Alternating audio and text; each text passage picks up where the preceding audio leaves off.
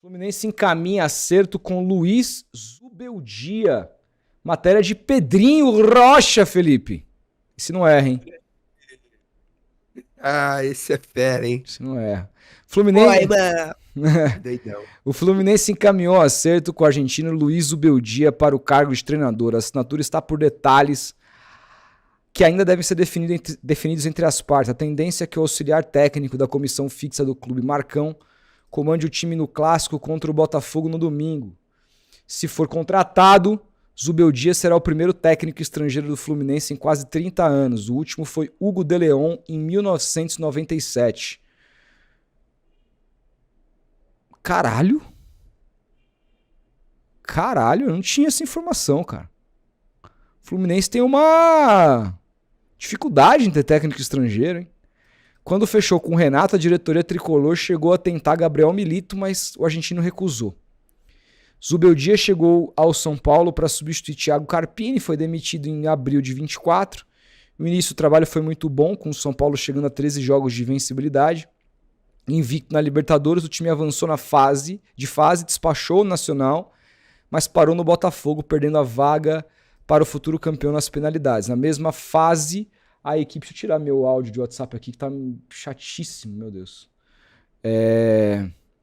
Na mesma fase, a equipe caiu na Copa do Brasil para o Atlético Mineiro. Adorado por parte dos jogadores por seu jeito explosivo à beira do campo, que lhe rendeu muitos cartões amarelos e suspensões de jogos durante sua passagem pelo São Paulo, Zubeldia sofreu críticas em sua passagem no São Paulo pelo excesso de zelo por lançar jogadores da base. William Gomes, cria da base, atuou em alguns jogos importantes, mas jogou menos do que poderia com o treinador, sendo vendido ao Porto em janeiro de 2025. Sexto colocado no Brasileirão, terminou o torneio em baixa com 5 jogos sem vitória, já que a equipe estava colocada numa faixa de tabela que não conseguia nem subir, nem perder a sua posição. Na visão de Zubeldia, estirou a motivação de seus jogadores naquela reta final de 24. Ainda na temporada passada, sofreu assédio do Boca Juniors e da seleção do Equador durante seus bons momentos, mas se manteve firme no projeto do São Paulo, já que acreditava que poderia ser campeão pelo clube em 2025. Em entrevista ao GE, disse que venceria a Libertadores. O sonho, porém, sofreu obstáculos com a nova política do clube para a temporada, que contava com uma drástica redução da folha salarial. Assim, o clube dispensou diversos reservas, venceu alguns ativos e fez contratações pontuais. No Paulistão, a equipe avançou até a semifinal, sendo eliminado pelo Palmeiras no jogo com polêmicas da arbitragem.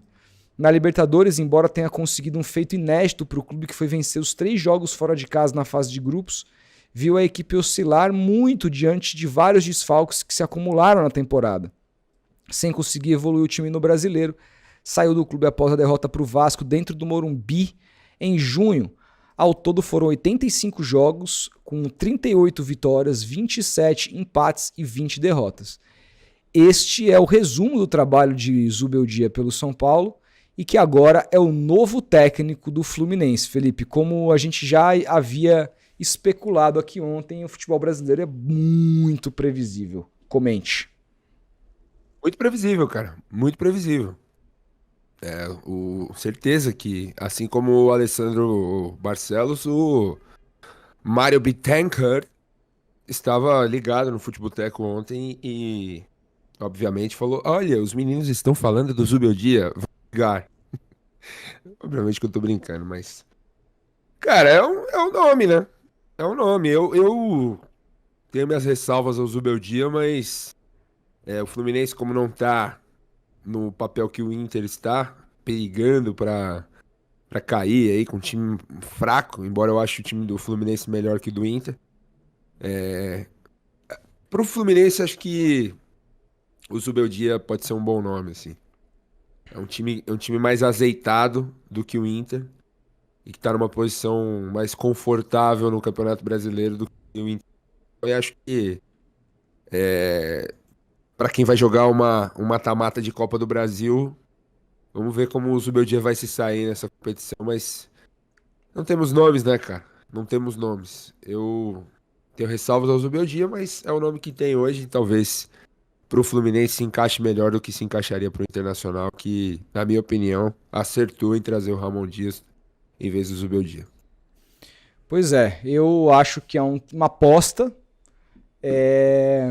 Mas é um técnico que, diferente do Cuca, que a gente até comentou aqui que o Cuca demora a dar jeito nos seus times, né? Aqueles primeiros jogos geralmente são muito ruins e o Fluminense está no momento agora que, assim, beleza, ele até tem ali o Campeonato Brasileiro pela frente, que ele tá bem classificado, mas ele não pode depender de ganhar um título de Copa do Brasil para fechar a temporada. Ele precisa se manter bem no Brasileiro. Nesse aspecto, como a gente está em final de temporada praticamente, aí indo pro último terço da temporada, último quarto da temporada já, um treinador que chega e costuma já colocar o seu jogo muito rapidamente, pode fazer efeito. E o Zubeldia conseguiu fazer isso com o São Paulo. Ele chegou. Sim. E o São Paulo não perdia, cara. Muita gente ficou iludido por conta daquela sequência. Ele conseguir, do jeito dele, explosivo, convencer os jogadores. E ele também ele é muito bem falado lá dentro do vestiário, né? Ele tem um jeito ali mais enérgico, mas todo mundo falava muito bem dele. O próprio Muricy falou muito bem dele recentemente, quando comentou sobre a possível contratação do Zubeldia para o Internacional.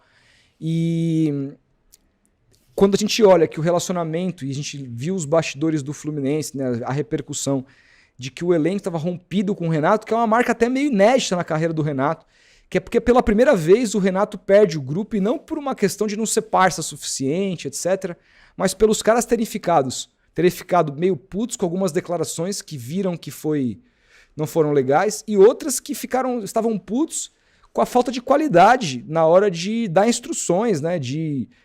Na falta de clareza do Renato, de dizer o que cada um dos jogadores tinha que fazer. Apontava um erro, mas não dizia quem errou e como corrigir. Isso tudo foi o que a gente leu dos bastidores do Fluminense, que veio a fazer com que a relação entre o vestiário e o Renato caísse.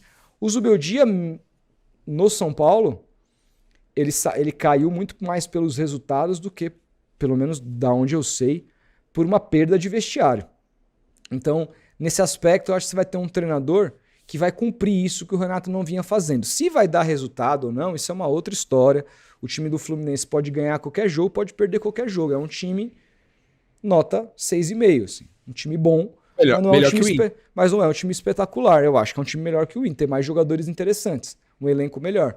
Vamos ver como é que ele vai armar essa equipe. O que me incomoda no trabalho do Zubeldia é aquele 4-2-4, cara, que deixa o meio-campo muito, muito despovoado. E aí você precisa ter muita intensidade dos jogadores para fazer dar certo. Né? Então, e isso às vezes, ainda mais ele pegando um time agora em setembro, não é tão simples de fazer. Vamos ver. Vai ser interessante. Se encaixar, dá certo. Encaixar esse esquema é difícil pro adversário, cara. Então. Você preenche bem os lados, você trava o time pelos lados. Vamos ver, cara. Tô curioso pra ver. Eu não consigo dizer se foi uma boa ou uma má escolha. Dado o mercado como ele tá, eu acho que é uma escolha ok. O Zubeldia no São Paulo, ele viveu altos e baixos. Ele começou muito bem, né, cara? Ele começou muito bem e criou uma sensação de que ele fosse um super técnico que acabou não se comprovando depois, né? Vamos lembrar que o Zubeldia é jovem também, tá começando sua carreira. Acho que a gente precisa ter calma também na análise com ele, assim. Ele não é um dos nomes que eu mais gosto, assim, mas para essa reta final, se o Fluminense encaixar e engrenar uma sequência invicta, pode dar muito bom. O Fluminense pode ir pra Libertadores, por exemplo. Tá lá em cima no Campeonato Brasileiro, se não me engano, é o 8º colocado. Então, vamos ver.